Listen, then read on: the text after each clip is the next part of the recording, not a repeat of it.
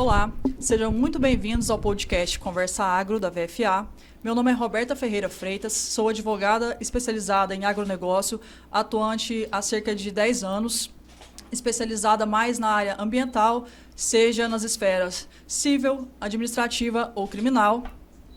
E estamos aqui nesse bate-papo sobre agronegócio, tanto para os curiosos sobre uma das principais atividades econômicas e sociais do nosso país, bem como os atuantes no agro em si, né? Sejam produtores, pecuaristas, agricultores, empresas. Antes de iniciarmos, ressaltamos que a nossa gravação respeita as principais recomendações do Ministério da Saúde sobre a Covid e a gente faz o possível para reduzir todo e qualquer risco. Vocês podem encontrar o nosso podcast e outras informações nas nossas redes sociais, @VFA Advocacia, e também nos principais streamings e YouTube. Tudo bom? Meu nome é Eduardo Assis.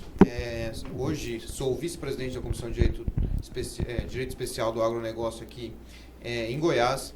Também trabalho na área auxiliando indústrias ligadas ao agronegócio há pelo menos 10 anos. E nos últimos tempos também me tornei agricultor. E o interesse desse podcast vai ser sempre no sentido de trazer questões legais que influenciem diretamente a operação do agronegócio. Bom dia, meu nome é Luiz, também sou membro da Comissão de Direito do Agronegócio da OAB de Goiás, sou especialista em Direito Civil e Processo Civil com atuação voltada para o agronegócio. E hoje aqui a gente vai fazer um bate-papo, da forma como o Eduardo falou, trazendo para vocês assuntos que a gente entende que são de relevância, tanto para o agronegócio quanto para o direito. Bom, para dar início ao nosso programa, nesse nosso primeiro programa, nós trouxemos aqui um dos principais temas para os produtores, que é um grande instrumento no planejamento do produtor rural para a sua atividade, que é a CPR. Recentemente ela sofreu algumas alterações pela nova lei do agro, e para falar um pouquinho sobre isso, junto conosco, nós trouxemos aqui hoje o Dr. Rafael Venâncio, um dos principais advogados do agronegócio aqui de Goiás e atualmente presidente da Comissão de Agronegócio da OAB Goiás. Bom dia, doutor, seja muito bem-vindo. Bom dia a todos, bom dia Roberta, bom dia Eduardo, bom dia Luiz. Fico feliz pela oportunidade, principalmente para a gente poder estar discutindo sobre essas mudanças trazidas pela Lei 13.986, a famosa Lei do Agro, estar compartilhando e discutindo esse tema com advogados de renome, advogados que vivenciam o agronegócio no seu dia a dia, e isso engrandece muito, tanto o direito como o produtor rural no seu dia a dia, e espero que nessa discussão aqui engrandeça o nosso dia a dia, tanto nos escritórios como nas fazendas. É isso, a gente está aqui especificamente para tratar da CPR, né, que nada mais é do que uma promessa de entrega de grãos que o produtor oferece para algum parceiro, seja ele um fornecedor de insumos ou apenas uma pessoa que venha fornecer algum tipo de crédito para ele. Nesse sentido, nós não pretendemos, neste podcast especificamente, terminar com todos os assuntos que foram trazidos à baila pelas modificações que aconteceram nos últimos tempos. O nosso objetivo aqui é dar uma pincelada sobre um tema que é relevante, que vai mudar bastante a partir de agora, de 1º de julho, que é a nova exigência de registro da CPR em alguma entidade registradora ligada ao Bacen. Acredito que não tenha ninguém aqui em Goiás que domine mais o assunto do que o Dr. Rafael, e nesse sentido a gente vai trabalhar aqui nesse caminho. A CPR foi introduzida no Brasil a partir de 1994, e de lá para cá ela vem sofrendo várias mudanças pontuais aqui e ali, mas no final do ano passado, com a aprovação da Lei do Agro, houve uma mudança significativa na estrutura da lei, e uma das mudanças mais polêmicas é a necessidade ou obrigatoriedade do registro da CPR em alguma entidade vinculada ao Bacen. E isso é um ponto que não está em consenso no nosso meio, por isso a gente está fazendo esse bate-papo aqui. Quanto a essas considerações, a gente Para mim, eu acho que existem duas grandes coisas que a lei traz aí como mudanças significativas, né? A primeira grande mudança é, sim, a relação da obrigatoriedade desse registro nas entidades registradoras. Isso aí é uma inovação, vai ser aplicado agora na safra 21-22. Se a gente pegar antigamente, a gente somente registrava a cártula, né, a CPR, no domicílio do emitente no cartório. Então se pegava essa cártula e registrava no cartório. A exemplo, o produtor rural é de Hidrolândia, aquela CPR era registrada no cartório de registros da comarca de Hidrolândia. Primeiramente, eu acho que é bom a gente destacar dois temas. O registro da cártula e o registro das garantias dessa cártula. Por quê? Os registros da garantia, eles continuam ainda sendo obrigatoriamente registrados no cartório de registros da comarca. Então, se aquela CPR ela é gravada de um penhor, de uma hipoteca, de um aval, vai ter a continuidade de ser registrada no cartório daquele município, né? Então, a exemplo aqui que a gente utilizou de Hidrolândia, então, fiz penhor rural de primeiro, segundo, terceiro grau, fiz um penhor hipotecário, meu pai vai ser o aval dessa CPR, então ela vai ter que ser registrada ainda no cartório. Porém, agora, depois da lei 13.986, a famosa lei do agro, ela também vai ter que ser registrada no Bacen, né, que a gente fala as entidades registradoras autorizadas pelo Banco Central. É chique falar desse jeito, né? Mas, em resumo, é o Bacen, né? Ela veio objetivando esse investimento privado que, para mim, em resumo, é dar essa segurança. Porque se a gente botar na prática, o que é a lei do agro? Hoje, o governo ele não tem condições de financiar o agronegócio mais. Vamos falar assim, que é pouco dinheiro para muito produtor.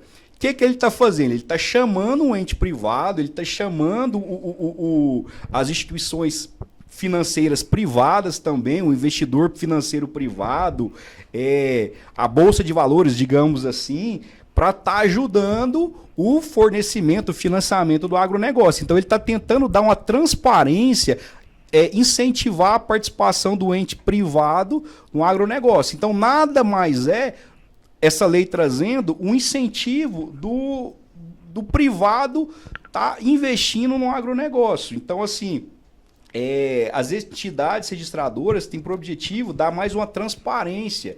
Porque se você pegar hoje, quantas CPRs foram emitidas no estado de Goiás na safra passada? É quase que um cálculo impossível de se fazer. Primeiramente, você teria que fazer uma busca em todos os cartórios do estado. Isso aí já se tornaria muito caro, não é, Eduardo? E a gente já tem outro problema aí, né, Rafael? A gente tem um problema que é estrutural do Brasil, que é os cartórios não são unificados. Nesse sentido, eu acho que a lei ajuda tentando controlar esse volume de informações, eu não sei se você concorda comigo, que antes eram dispersas em vários locais. Essa questão que você levantou, né, da gente falar que o credor deveria ir em cada um dos cartórios, tornava muitas vezes a fiscalização e a análise de crédito dos produtores rurais algo praticamente impossível de acontecer. A gente fazia uma análise superficial, né?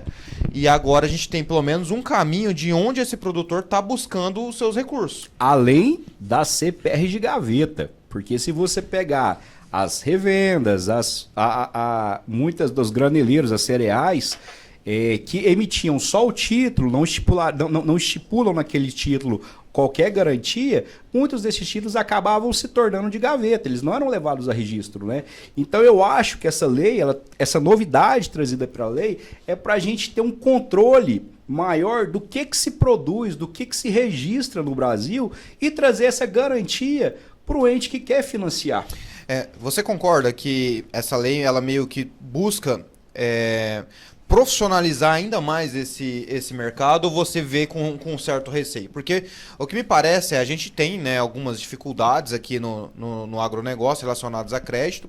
Concordo com você que hoje a questão pública não consegue mais auxiliar o financiamento do produtor rural em linhas gerais, mas ao mesmo tempo nós tínhamos um certo receio dos investidores de aplicar no mundo rural, primeiro pelos riscos climáticos e segundo pelos riscos econômicos, dentre eles, né, o produtor simplesmente não entregar o grão. Você acredita que essa lei ajuda a resolver esse problema ou você encontra ainda outros problemas que essa lei talvez não esteja considerando ao exigir esse registro no Banco Central? Só fazendo um gancho aqui antes do Rafael responder, quanto ao financiamento público, nos últimos anos o Plano Safra ele vem sofrendo vários cortes e ele vem sofrendo vários atrasos. Inclusive esse ano o Plano Safra nem foi votado ainda, ele estava com a trava orçamentária no Congresso e ela foi liberada na sexta-feira e deve ser votada essa semana. Mas a janela do produtor não fica esperando o Plano Safra, então enquanto o financiamento público não sai, o produtor tem que ir atrás do financiamento privado, como o Rafael colocou, né? E isso a gente tem que considerar com esse cenário dessa nova CPR. Justamente, voltando, eu acho que como está trazendo uma clareza para o investidor, então automaticamente mais investimento pode surgir. Quando a gente tem mais investimento, acho que o juro pode abaixar, né? Vai ter mais oferta. Então pode ser que beneficie sim o produtor rural. Fiquei até surpreso quando a gente começou no escritório assessorar os primeiros registros junto às entidades registradoras. Eu, particularmente, achei que seria mais caro, achei que seria mais burocrático, mais difícil, mas me surpreendeu pelo preço e pela facilidade. Certo. Uma outra coisa também que eu observo que pode ser interessante quando a gente tem esse mecanismo no Banco Central é a facilidade para que esses títulos podem ser repassados a terceiros. Então imaginemos o seguinte, eu sou dono ali de uma agroindústria, né, e estou financiando um outro produtor, por exemplo, a Roberta. Estou ajudando ela a adquirir ração para o gado dela. E aí eu pego uma CPR dela. Eventualmente o meu caixa fica menor, né, durante esse período, porque eu ainda não recebi dela a entrega dos produtos, no caso gado, ao final do contrato. Meu caixa ainda está pequeno. O que eu posso fazer? Eu posso procurar um outro credor que possa me financiar para me suportar esse período. Então a gente está criando aqui, na verdade essa cadeia já existe, é a cadeia da agroindústria, né? Mas a gente está criando aqui mecanismos para que essa cadeia fique mais forte, né? Obtenha mais recursos. Nesse sentido, eu também imagino que vai facilitar, porque vai passar a ser um dado, né, puramente um dado de computação. A gente está, esses dias a gente conversando com alguns outros advogados, a gente vê que está caminhando para ficar muito parecido com o sistema que é utilizado nos cartões. Eu não sei se você concorda com isso também, Rafael. A gente está trabalhando para uma entidade registradora fazer com que as CPRs transformem os dados dos vários financiamentos dos produtores rurais em um dado computacional que gere ali a relação dívida versus pessoas que se endividaram, né? Então, o que eu vejo tá caminhando para ficar um pouco mais parecido com o sistema bancário. Você também está vendo esse movimento ou você acha que não, que a gente ainda vai continuar respeitando as peculiaridades do agro com a nova lei da CPR? Eu acho que, como vem alguns anos atrás, o agro ele vem de uma evolução tão grande que é uma coisa que não tem como mais voltar atrás. Assim, despertou o olhar para tudo. Então, os grandes bancos, os grandes centros de investimento já olharam para o agro e aí estão formalizando, formatando, estruturando o agronegócio. É a mesma coisa se você pegar uma fazenda há 10 anos atrás e pegar uma fazenda nos dias de hoje. Se você não profissionalizar tudo, a fazenda ela não consegue mais ser rentável. Antigamente, uma fazenda que dava 40 sacas por hectare era uma fazenda extremamente lucrativa. Hoje, se falasse uma fazenda que dá 40 sacas por hectare, ela não se paga. Então, assim, o profissionalismo chegou no agronegócio. No escritório, há 4, 5 anos atrás, nós não falávamos em assessorar médios produtores rurais.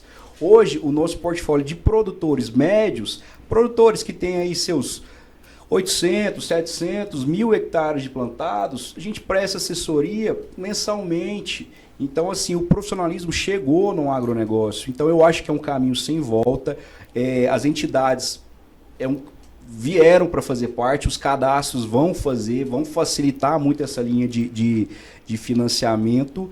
E isso aí é mais uma clareza. Eu acho que vai fazer sim esse cadastro. Se você quer fazer um investimento, eu quero saber, o Eduardo é produtor, como essa linha dele, eu vou fazer uma busca desse histórico dele de produção, de financiamento, e acredito que para esse lado que você fala, está surgindo isso sim. E você acredita, doutor, que os principais fatores que motivaram essas alterações estão relacionados exatamente a isso? A evolução, a certa forma, uma desburocratização também, né?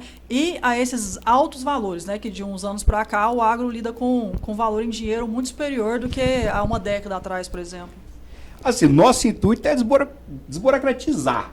Mas eu até brinquei em relação à lei. Existe, às vezes a lei no Brasil é muito bonita, quando você vai tentar colocar na prática, existe uma dificuldade gigantesca. Esse ano, nós já estávamos tentando fazer a divisão do patrimônio e afetação, que é uma outra novidade trazida pela lei, que ao meu ver é excelente, mas por enquanto eu não achei um cartório no estado de Goiás que faz. Então, a parte burocrática ainda está com a gente. Essa aí a gente não rompeu. É igual quando a novidade trazida pela lei dos campeões extraordinários, quantos e quantos colegas advogados tiveram dificuldade em colocar na prática essa novidade. Não, e é interessante isso, né? Às vezes a gente tem um instrumento bastante impactante, muito bom para poder ser utilizado, né? Que a gente vá fomentar, melhorar o crédito, dar segurança tanto para o produtor quanto para o credor, e simplesmente a gente esbarra, né, nos cartórios, no sentido de que eles não estão qualificados para aquilo que a legislação está exigindo. Eu acho que nesse ponto, essa lei também dá uma evoluída de tirar essa responsabilidade só dos cartórios. Os cartórios ficaram basicamente vinculados apenas às garantias, que é algo que eles dominam. Então a gente está falando de penhor rural, hipoteca, alienação fiduciária, com isso eles trabalham há anos. Agora, analisar o crédito em si, eles não têm essa competência, não estou falando competência de capacidade, mas competência legal mesmo, né? Eles não têm essa autorização. Me chama a atenção também, né, a resolução do Bacen, que foi a 4870, né, que foi emitida em 2020, que veio meio que explicar um pouco isso também, né, Rafael? Porque ela falou, olha, não dá para registrar toda a CPR ainda do Brasil, porque o próprio Bacen reconheceu que ele não tinha estrutura, né, para receber esse volume de informações. Então ele falou, olha, primeiro nós vamos registrar, a partir de 2020, a CPR já de 1 milhão acima, né, R$1 milhão, e a partir agora de 1º de julho, as de R$250 mil. Eu queria que você falasse um pouquinho sobre isso, porque isso vai impactar diretamente as pequenas revendas, que às vezes fomentam ali os produtores de 70, 80, 100 hectares, né, naquele ano, e esse produtor provavelmente já vai estar incluído nesse patamar. Se você puder dar uma explicada, assim, em geral, quais são as entidades reguladoras, né, que são só 2 no Brasil. Inclusive, uma delas a gente conversou com um representante na própria comissão, né? E como que essas revendas ou essas empresas podem entrar em contato com essa entidade registradora. Quanto às datas, de cabeça aqui, a gente tem, salvo me engano, a partir agora de janeiro de 2020 se iniciou, né? Isso. E, primeiramente, quanto ao registro, eu achei uma facilidade. Quando a gente começou a ler, começou a pesquisar... Ficou preocupado, né? Fiquei preocupado. A questão, alguns gerentes financeiros ligaram para a gente. E aí, Rafael, como que vai fazer esse registro? Vai ter o preço disso aí? Vai ser uma porcentagem em cima da CPR? Vai ficar muito caro? Isso aí vai vir para sufocar? Como que eu vou fazer esse repasse para o produtor rural? Então, de imediato, as preocupações das revendas ficaram nesse sentido. Rafael, só explica, acho que tem uma coisa que eu pensei aqui, né?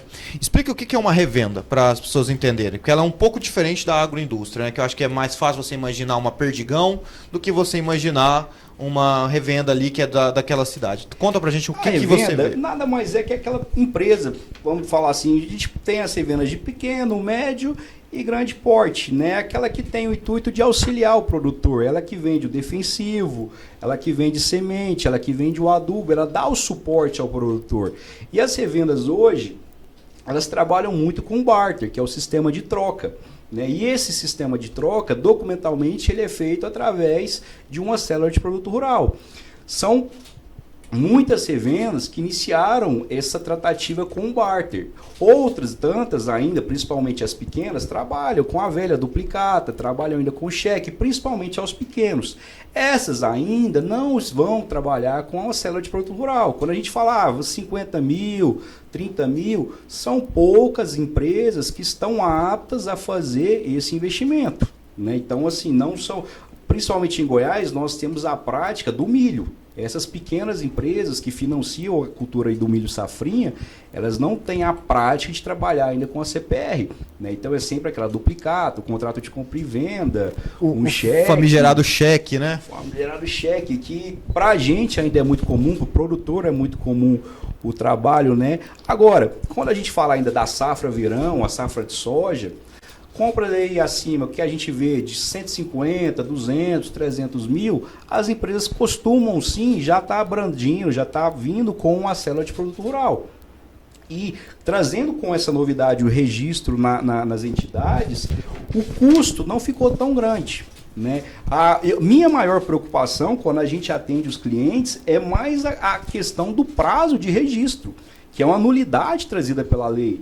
Então, quando a gente falou a gente conversa com os gerentes financeiros, com os gerentes jurídicos dessas empresas, a gente pontua, cuidado com o prazo dos 10 dias. Porque a partir da emissão da cédula de produto rural, você tem 10 dias para estar fazendo o registro na entidade. Eu também vejo com preocupação essa questão dos 10 dias, principalmente imaginando o cenário do cerrado, né? A gente está falando aqui em Goiás em que as fazendas são mais ou menos próximas das suas cidades. Mas pensando em níveis de Mato Grosso, né, que a gente tem fazenda às vezes 200, 300 quilômetros de distância da cidade, a gente pode ter uma dificuldade operacional com as empresas. Elas vêm reclamando, né, dessa questão do prazo, porque às vezes o vendedor dela ou o representante que vai tratar diretamente com o produtor, e por conta dessas distâncias de localidades, né, não vem na empresa semanalmente. E aí pode gerar uma dificuldade.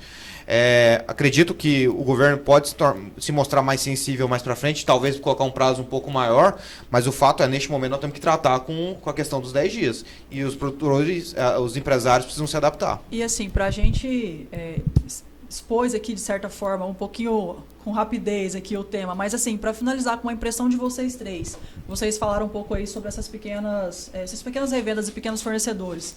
Vocês acham que é uma questão de tempo para eles se adaptarem a essas novas mudanças? Ou como que vocês veem esse cenário aí para a gente finalizar? Roberta, como a gente está falando aqui de uma imposição de lei, que a gente está falando de nulidade de um título.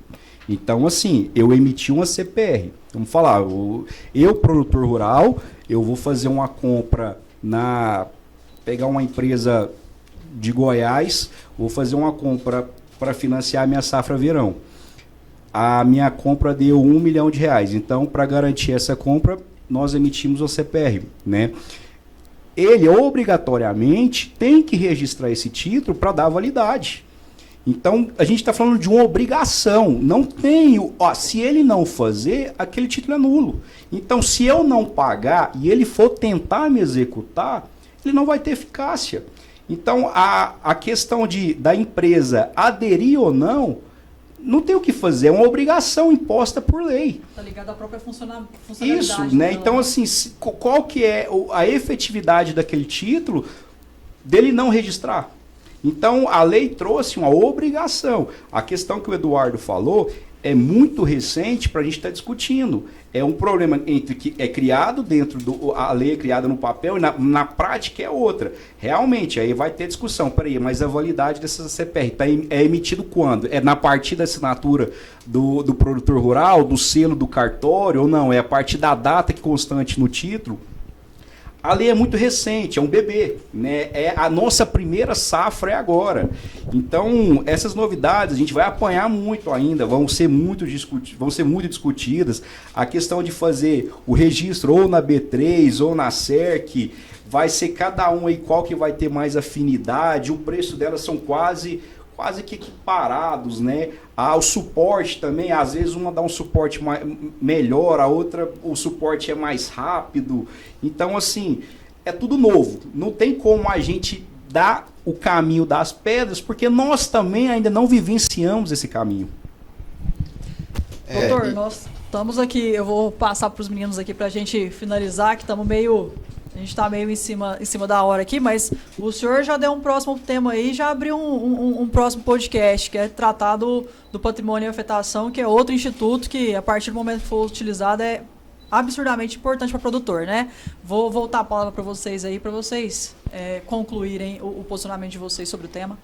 Puxando o que o Rafael colocou, a imposição da lei está aí, então a gente não tem muito o que fazer, né? Então as empresas vão ter que se adaptar, o produtor vai ter que se adaptar, mas nós aqui como advogados, estudantes dessa matéria, a gente visualiza que vários pontos relativos a esse registro, dele ser obrigatório e ele ter sido imposto dessa forma, vão parar no judiciário. Várias questões aqui, elas vão ser decididas pelo judiciário depois, o que é ruim. Porque quando você coloca um contrato desse aqui para ser discutido pelo Poder Judiciário, nem sempre a resposta que vem vai ser uma resposta que vai atender as pessoas que estão envolvidas naquele negócio, né? Então, isso é uma questão que traz preocupação para a gente que atua também. Eu acho interessante porque, assim, inicialmente a CPF foi um título criado por nós brasileiros, né? Foi baseado num estudo do Banco do Brasil, lá atrás. Era um título que não existia em outro país do mundo. E quando ela foi publicada, ela foi muitas vezes também questionada, né? Num primeiro momento, inclusive, se questionou até se o produtor perdendo os grãos, ele não deveria pagar, né? Entregar, responder pela dívida. A gente teve vários questionamentos. Eu acho que toda vez que tem uma mudança, ela gera uma instabilidade no judiciário. Isso é um fato, não tem como a gente escapar disso. O que acontece? Cabe a nós, né? E estabelecendo os mecanismos, apontando para o judiciário o que há de positivo, o que há de negativo na lei e tentar criar um sistema, né? Um sistema que funcione para produtores e para agroindústria, enfim, para revendas também. Acredito que a gente precisa de tempo, concordo com o Rafael, e essa maturidade a gente só vai alcançar com as ações chegando aos juízes, os juízes se pautando sobre elas.